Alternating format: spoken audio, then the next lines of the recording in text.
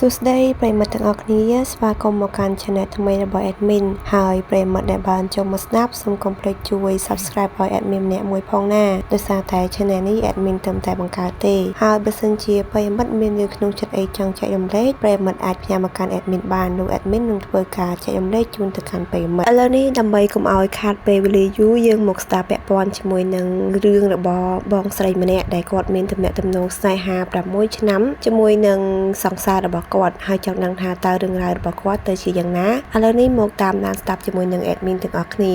ខ្ញុំនឹងគាត់ពួកយើងតាក់ទងគ្នា6ឆ្នាំមកហើយរឿងផ្ដើមដំបូងខ្ញុំជានិស្សិតរៀនឆ្នាំទី2នៅសាកលវិទ្យាល័យមួយរៀនផងនិងធ្វើការផងពេលខ្លះក្រោយចេញពីរៀនពេលថ្ងៃឈប់សម្រាកពីកន្លែងធ្វើការខ្ញុំតែងតែទៅកាហ្វេអង្គុយអានសៀវភៅប្រឡំលោកម្នាក់ឯងនៅកាហ្វេជីវិតខ្ញុំចេញពីរៀនក៏ទៅធ្វើការ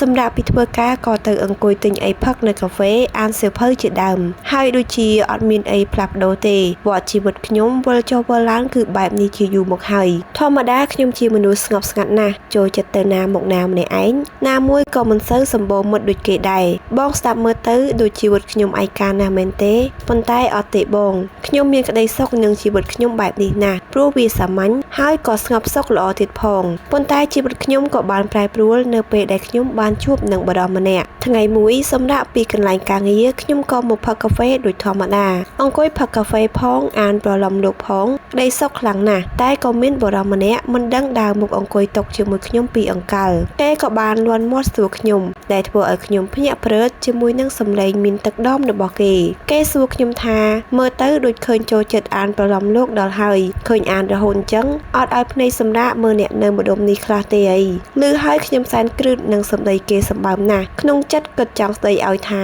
មនុស្សមកពីណាមិនដែលស្គាល់ផងហើយមកអង្គុយជាមួយគេដោយគ្មានការសុំអីហើយមកនិយាយធ្វើដូចស្គាល់គ្នារាប់ឆ្នាំណាស់អញ្ចឹងតែក៏ព្យាយាមតបហើយតបវិញចាស់មួយម៉ាត់បែបឆ្លើយមែនតែនខ្ញុំពេលហ្នឹងសំបីមុខគេខ្ញុំមិនមើលផងបញ្ជាក់ខ្ញុំអត់ដែលមានសង្សារឬលួចក្រាស់អ្នកណាពីមុនទេចឹងហើយទៅបានជាមានគេញ៉ែម្ដងមិនដែលបានយូរព្រោះចរិតខ្ញុំរៀងប្រងើយណាស់ឬប៉ុណ្ណេះគេសើចតិចហើយគេព្យាយាមសួរខ្ញុំថែមសួរឲ្យទៅរកពាក្យឲ្យយើងតបវិញតតែបានហើយខ្ញុំនេះតតែធុញពេកទៅក៏បិទសៀវភៅកំពុងអានក្នុងដៃចោលក៏លេចភ្នែកចាំមុខគេតែម្ដងឃើញមុខគេភ្លាមខ្ញុំរៀងផ្លឹកបន្តិចដែរដោយសារគេសដូចកូនចិនអញ្ចឹងថ្មិញទំពើថ្ពណ៌ខួចតិចមើលទៅមានមុនស្នេហ៍តែម្ដងគេមើលភ្នែកខ្ញុំចំហើយញញឹមចេញថ្មិញចំពើនិងភាពខួចលើថ្ពណ៌របស់គេលេចចេញមកខ្ញុំនេះភាំងចង់មួយសន្ទុះដែរតម្រាំប្រមោអារម្មណ៍មកវិញបានខ្ញុំបន្តតែគេក៏នៅតែបន្តនិយាយមកកាន់ខ្ញុំដដែល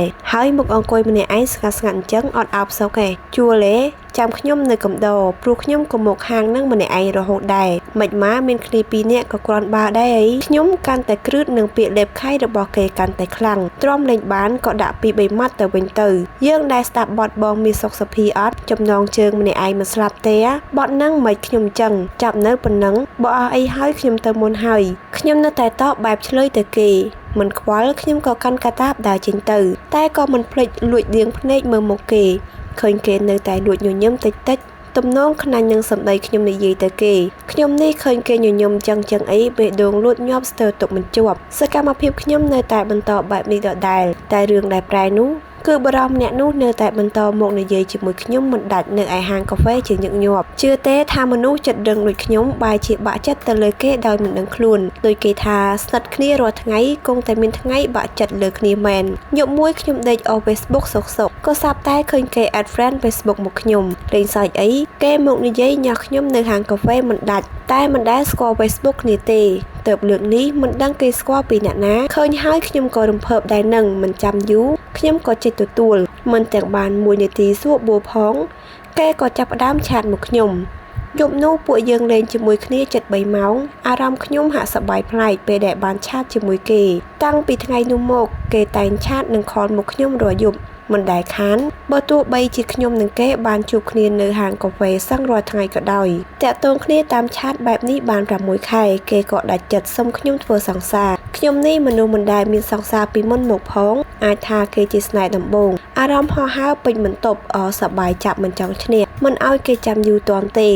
ខ្ញុំក៏ឆ្លើយយកព្រមដោយមិនបាច់គិតព្រោះខ្ញុំក៏ស្រឡាញ់គេវិញដែរតាំងពីពេលណាក៏មិនដឹងពេលដែលដឹងក៏ស្រឡាញ់គេទៅហើយ តាំងពីតាក់ទងគ្នាជាសង្សារមកគេល្អជាមួយខ្ញុំខ្លាំងណាស់3ឆ្នាំដំបូងស្នេហាខ្ញុំនឹងគេគ្មានការប្រែប្រួលអីនោះទេអាចថាចាប់ផ្ដើមដំបូងបែបណា3ឆ្នាំនៃតំណែងទំនងនេះនៅដូចដើមគេបំពេញតួនាទីជាសង្សារដ៏ល្អគិតមើលទៅអ្នកជុំវិញខ្លួនខ្ញុំគេសរសើរគ្រប់គ្នាបើគិតពីសម្រស់អាចថាសង្សារខ្ញុំសង្ហាទាំងកម្ពស់និងពណ៌សម្បុរមុខមាត់បានគ្រប់យ៉ាងឋានៈគ្រួសារក៏មិនអន់ដែរហើយគេក៏មានចំនួនផ្ទាល់ខ្លួនទៀតផងទៅណាមកណាគេតែងតែថតរូបផ្ញើឲ្យខ្ញុំមើលមិនដែលដាច់រវល់ប៉ុណ្ណាក៏នៅជ្រៀតពេលមកមើលនិងកំដរខ្ញុំថ្នាក់ថ្នមខ្ញុំគ្រប់បែបយ៉ាងមិនថាពេលខ្ញុំឈឺពិបាកចិត្តសើចយំសប្បាយយ៉ាងម៉េចនោះទេគឺតែមានវត្តមានគេជានិច្ចអាចថាមនុស្សដូចខ្ញុំមិនដែលស្គាល់ស្នេហាហើយក៏មិនជឿលើស្នេហាអីដែរតែពេលមានវត្តមានគេចូលមកដោយសកម្មភាពល្អៗរបស់គេធ្វើឲ្យផ្នត់គំនិតអវិជ្ជមានដែលខ្ញុំមានលើស្នេហាបាត់អស់គ្មានសល់តែអ្វីៗក៏ចាប់ផ្ដើមប្រែបន្តិចម្ដងសុភមង្គលមិនមែនចេះតែនៅក្បែរយើងបែបនេះរហូតឡើយឈានចូលដល់ឆ្នាំទី4នៃតំណែងទំនងខ្ញុំនឹងគេក៏ចាប់ផ្ដើមផ្លែកបន្តិចម្ដងពេលនោះខ្ញុំបានរៀនចប់និងបានចេញធ្វើការសពហើយរាល់ដងទូរវល់ប៉ុណ្ណាក៏គេតែងមានពេលកំដរខ្ញុំជានិច្ចតែគេហាក់ប្លែកពេលខ្លះខ្ញុំឆាតទៅគេមិនសូវចូលមើលពេលខ្លះមើលហើយមិនតបទៀតផងខ្ញុំព្យាយាមមិនគិតច្រើនព្រោះគិតថាគេរវល់ការងារ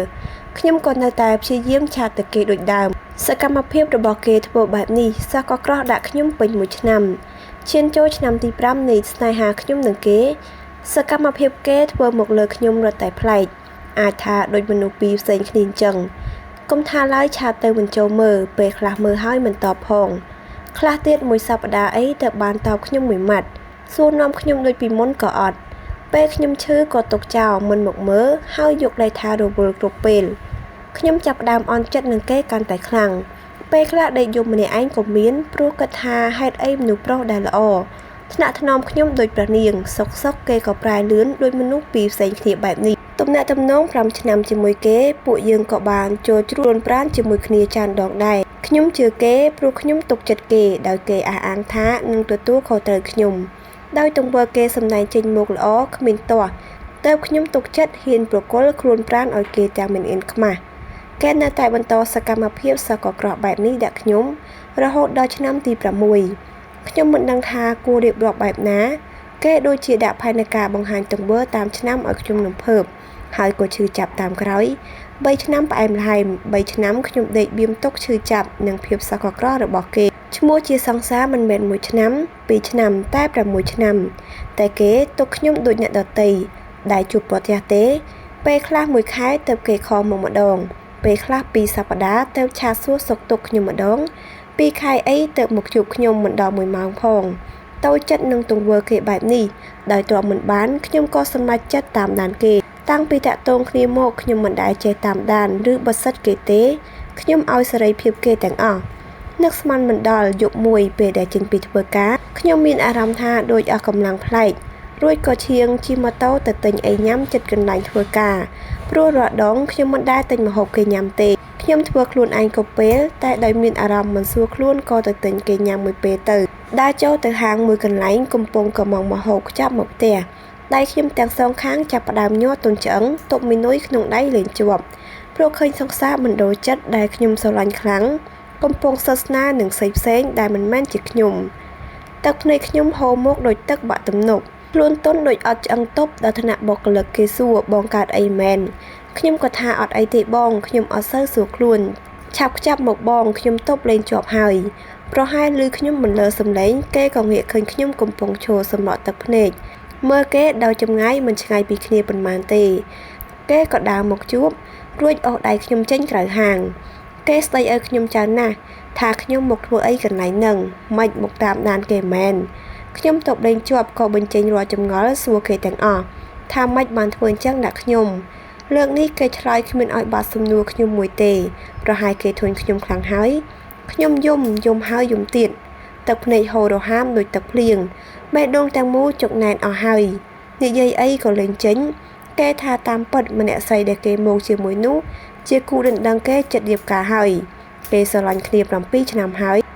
ឲ្យគេសំទោសផងដែលគេធ្វើអញ្ចឹងដាក់ខ្ញុំគេគ្មានចេតនាទេដោយសារតែពេលហ្នឹងគេឆ្លោះគ្នា តើបគេចង់យកខ្ញុំមកកំដរតែយូរទៅក៏កាន់តែរឿងវែងឆ្ងាយទៅតើបគេមិនដឹងដោះស្រាយយ៉ាងម៉េចក៏ធ្វើទង្វើប្រងើយចឹងទៅពេលណាខ្ញុំទ្រាំនឹងគេលេងបានខ្ញុំនឹងសូមបាយគ្នាមុនហើយតែខ្ញុំមិនសូមបាយគេទើបគេកាន់តែប្រងើយទៅអញ្ចឹងសម្ដីគេនិយាយមុខទាំងដកគ្មានចន្លោះតង់ណានឹងឲ្យខ្ញុំដកដង្ហើមបានស្រួលទេខ្ញុំទន់អស់ហើយខ្លួនប្រាណយំស្ទើរសន្លប់គេមិនជួយបាយជាជន់ខ្ញុំថែមឃើញខ្ញុំយំបែបនេះគេមិនបានលួងអីទេនិយាយចាប់គេក៏ដើរទៅរកគូដណ្ដឹងគេគ្មានខ្វល់ដោយទុកឲ្យខ្ញុំឈរយំតែឯងស្ទើរឈួតលែងខ្មាស់គេអស់ហើយខ្ញុំស្អប់ណាស់ជនទី3តែទីបំផុតខ្ញុំជាជនទី3ដោយមិនដឹងខ្លួនមិនមែនជនទី3តិចឆ្នាំអីដូចគេទេគេសម្ដែងមកខ្ញុំឲ្យជឿ6ឆ្នាំទម្រាំខ្ញុំដឹងខ្លួនតាំងពីកើតរឿងនឹងមកជីវិតខ្ញុំអួលអាប់ណាស់ខ្ញុំដេកយំស្ទើរពេញ1ឆ្នាំដោយសារទង្វើគេពីមុនជីវិតខ្ញុំពេលគ្មានគេសាមញ្ញពិតមែនតែក្តីសុខតែពេលមានវត្តមានគេជីវិតខ្ញុំមិនសាមញ្ញទេតែពោពេញដោយការឈឺចាប់គេធ្វើឲ្យខ្ញុំពីមនុស្សស្រីម្នាក់ដែលមិនដែលស្គាល់ស្នេហាមកជាស្គាល់គ្រប់រសជាតិនៃស្នេហាហើយក៏ធ្វើឲ្យខ្ញុំខ្លាចនឹងចាប់ដើមថ្មីដែរនេះជាមេរៀនជីវិតរបស់ខ្ញុំផ្ញើទៅកាន់នារីគ្រប់រូបមិនថាទោះអ្នកល្អប៉ុណ្ណាស្អាតឆ្លាតពូកែប៉ុណ្ណាបើគេគិតចង់ច្បាស់លាស់នឹងអ្នកហើយគេមិនធ្វើរឿងថោកទាបដែលមិនសល់ដានឲ្យអ្នកឈឺចាប់ដោយសារគេទេតែបើគេគិតមិនចង់ពិតប្រាកដហើយទោះប្រើពេលមើលចិត្តគ្នា20ឆ្នាំទៀតក៏គេនៅតែទៅចោលអ្នកដែរហើយនេះគឺជារឿងរ៉ាវក្នុងចិត្តទាំងអស់ដែលបងស្រីខាងលើគាត់បានធ្វើការរៀបរាប់ប្រាប់ពីការឈឺចាប់របស់គាត់ដើម្បីបង្ហាញចេញមកអញ្ចឹងចំពោះបងប្អូនយើងដែលមានរឿងក្នុងចិត្តចង់និយាយឬក៏ចង់បញ្ចេញមកបងប្អូនអាចធ្វើការផ្ញើមកកាន់ admin ផ្ទាល់បាន admin នឹងធ្វើការអានជូនហើយក៏សូមអធិស្ឋានផងដែលឮសំឡេងនៅខាងក្រៅដោយសារតែរៀងញ៉ៃតិចហើយអញ្ចឹងវីដេអូក្រោយ admin នឹងព្យាយាមកុំឲ្យមានសំឡេងរំខានទៅដល់បងប្អូនអញ្ចឹងសម្រាប់ថាវីដេអូរឿងក្នុងចិត្តយើងមិនចាប់ត្រឹមនេះចោលហើយជួបគ្នាជាមួយនឹង admin ជាមួយនឹងរឿងក្នុងចិត្តតទៀតណា